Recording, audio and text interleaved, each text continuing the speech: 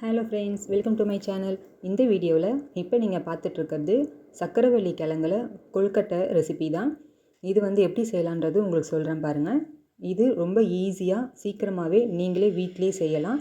சக்கரவள்ளி கிழங்குல ஏகப்பட்ட ரெசிபி செய்யலாம். இது பார்த்திங்கன்னா கொழுக்கட்டை ரெசிபி நான் ட்ரை பண்ணேன். ஸோ ரொம்ப சூப்பராக இருந்தது.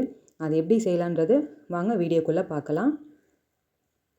இதுக்கு தேவை பார்த்திங்கன்னா சக்கரவள்ளி கிழங்கு நீங்கள் வேக வச்சு ஆற வச்சுட்டு இந்த மாதிரி பிசுறு இல்லாமல் பெசரிக்கோங்க. ஸோ இதுக்காக கொஞ்சோண்டு சால்ட் ஆட் பண்ணியிருக்கேன். அந்த மாதிரி இதுக்கேற்ற அளவு, ஏன்னா நம்ம ஃபஸ்ட்டு நம்ம குக் பண்ணும்போது ஸ்டீம் தான் பண்ணுவோம் சக்கரவள்ளி கிழங்கு.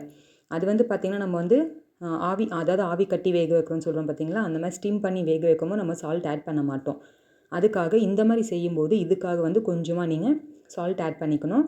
இது ஃபுல்லாக கட்டி இல்லாமல் பெசரிட்டு இப்போது எந்த அளவுக்கு உங்களுக்கு சக்கரவள்ளி கிழங்கு இருக்கோ அதில் பாதி அளவுக்கு நீங்கள் இந்த மைதா மாவு இல்லை சப்பாத்தி மாவு ஆட் பண்ணிக்கோங்க. ஸோ தண்ணி சேர்க்கவே கூடாது பாருங்கள். தண்ணியே சேர்க்காமல் அதில் இருக்க அந்த ஈரப்பசையே சரியாக இருக்கும். இந்த மாவை நீங்கள் இந்த மாதிரி கட்டி இல்லாமல் அது மாதிரி கிளறிட்டே இருந்தீங்கன்னா அதுக்கு நடுவில் பூரணம் நம்ம ரெடி பண்ணிடலாம். அதுக்கு பார்த்திங்கன்னா இந்த மாதிரி ஒரு கடாய் எடுத்துக்கோங்க. 2 ஸ்பூன் கீ ஆட் பண்ணிக்கோங்க. இதில் பார்த்திங்கன்னா தேங்காய் துருகி வச்சுருக்கேன். ஒரு அரை மூடிக்கு தேங்காய் துருவல் பண்ணிக்கோங்க. நல்லா நான் மிக்சியில் போட்டு துருவி எடுத்துருக்கேன். இதுக்கப்புறம் பார்த்திங்கன்னா ஜாகரி பவுட்ரு சேர்க்குறேன். அதாவது நாட்டு சர்க்கரை ஒரு 3 ஸ்பூன் அளவுக்கு நாட்டு சர்க்கரை. இந்த சர்க்கரையோடு சேர்த்து இந்த தேங்காயோடு சேர்த்து நீங்கள் அப்படியே கிளறி விட்டுட்டே இருக்கணும். இது கூடவே 2 ஏலக்காவை பொடிச்சு கூட போட்டுக்கோங்க. இது நீங்கள் ரொம்ப ஸ்லோவில் வச்சு சிம்மில் வச்சுட்டு தான் இந்த மாதிரி நீங்கள் கிளறிட்டே இருக்கணும். ஏன்னா தேங்காய் அடி பிடிக்கக்கூடாது, தீஞ்சிடக்கூடாது. இந்த ஸ்டேஜ் வர வரைக்கும் கிண்டணும். பாருங்கள், அந்த ஜாகரி பவுடர் நல்லா கரைஞ்சி இந்த தேங்காயோடு நல்லா மெல்ட் ஆகி சூப்பராகிடுச்சு. அதுக்கு நடுவில் இந்த மாவையும் நல்லா தண்ணியே ஊற்றாமல் இந்த அளவுக்கு சப்பாத்தி மாவு இதுக்கு அளவுக்கு கன்சிஸ்டன்சிக்கு இந்த மாதிரி நீங்கள் மாவை பிணைஞ்சி எடுத்துக்கோங்க. இது பார்த்திங்கன்னா இப்போ கை வச்சு காட்டுறேன் பாருங்கள், இந்த அளவுக்கு உங்களுக்கு இருக்கணும். ஸோ இதை நீங்கள் சின்ன சின்ன உருண்டையாக பால்ஸ் மாதிரி நீங்கள் பண்ணி வச்சுக்கோங்க. இதை இப்போ எப்படி நம்ம கொழுக்கட்டை மேக் பண்ணலான்னு பார்க்கலாம். கொழுக்கட்டை அச்சு நீங்கள் வச்சுருந்தீங்க அப்படின்னா, இப்போ நம்ம அந்த சோமாஸ்க்கெலாம் பண்ணுவோம் பார்த்திங்களா, அந்த மாதிரி அச்சு இருந்தால் கூட அது உங்களுக்கு இன்னும் ஈஸியாகவும் இருக்கும். இல்லைனா பூரிக்கட்டையில் ஒன்று பண்ணுவேன். இன்னொன்று பார்த்திங்கன்னா நம்ம சின்ன கிண்ணம் வச்சு அந்த மாவு ஸ்ப்ரெட் பண்ணி பண்ணுறது நான் 2 டைப்பில் பண்ணியிருப்பேன். ஸோ 2 டைப்பும் உங்களுக்கு நான் சொல்கிறேன். இதெல்லாம் பாருங்கள். என்னோடய சேனலை சப்ஸ்கிரைப் பண்ணாமல் பார்த்துட்ருக்க ஃப்ரெண்ட்ஸ் சப்ஸ்கிரைப் பண்ணிக்கோங்க. பக்கத்தில் இருக்க பெல் ஐக்கானையும் ப்ரெஸ் பண்ணிக்கோங்க.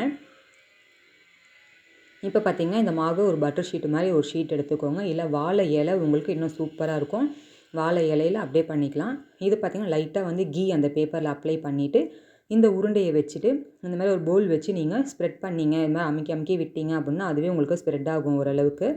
அப்படி இல்லைனா பூரிக்கட்டை வச்சும் பண்ணலாம். அதுவும் உங்களுக்கு சொல்கிறேன் பாருங்கள்.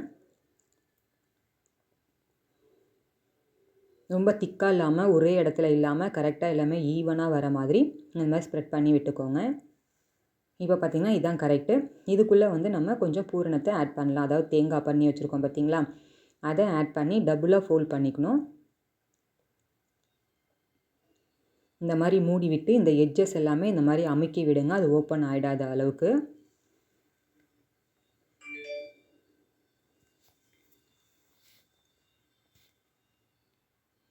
இந்த மாதிரி ஃபுல்லாக ப்ரெஸ் பண்ணிக்கோங்க. ஏன்னா உள்ளே இருக்க பூரணம் வெளியே வந்துடக்கூடாது. ஸோ இந்த மாதிரி பண்ணிவிட்டு இதை தோசைக்கல்லில் நம்ம அப்படியே போட்டு எடுக்க போகிறோம். டீப் ஃப்ரை கிடையாது. நம்ம தோசைக்கல்லில் தான் வச்சு லைட்டாக ஆயில் அப்படியே அப்ளை பண்ணி கீ போட்டுக்கலாம், இல்லை ஆயில் போட்டுக்கலாம். நான் கீ தான் போட்டிருக்கேன். ஏன்னா ஸ்வீட்னால இன்னும் சூப்பராக இருக்கும்னு சொல்லிட்டு. இது இன்னொன்று பார்த்திங்கன்னா சாப்பிடும்போது உங்களுக்கு டேஸ்ட் அப்படியே போலி மாதிரியே இருந்தது. நம்ம போலி வாங்கி சாப்பிடுவோம் பார்த்திங்களா, அந்த போலி மாதிரியே இருந்தது. அவ்வளோ சூப்பராக இருந்தது. இது நம்ம ஃபுல் அண்ட் ஃபுல் ஸ்வீட் பொட்டேட்டோவில் செஞ்சோம், சக்கரவள்ளி கிழங்குல செஞ்சோம் அப்படின்னா அது நம்பவே முடியாது. அவ்வளோ சூப்பராக இருந்தது.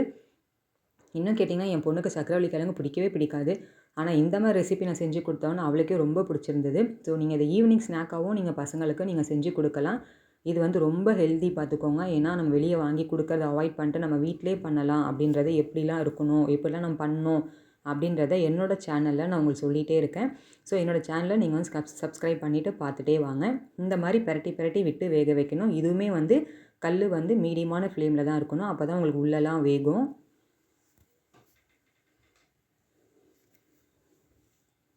இப்போ பார்த்திங்கன்னா பூரிக்கட்டையில் பண்ணுறோம். அதுவும் எப்படின்னு உங்களுக்கு சொல்கிறேன். இது என் பொண்ணு தான் பண்ணிகிட்ருக்கா.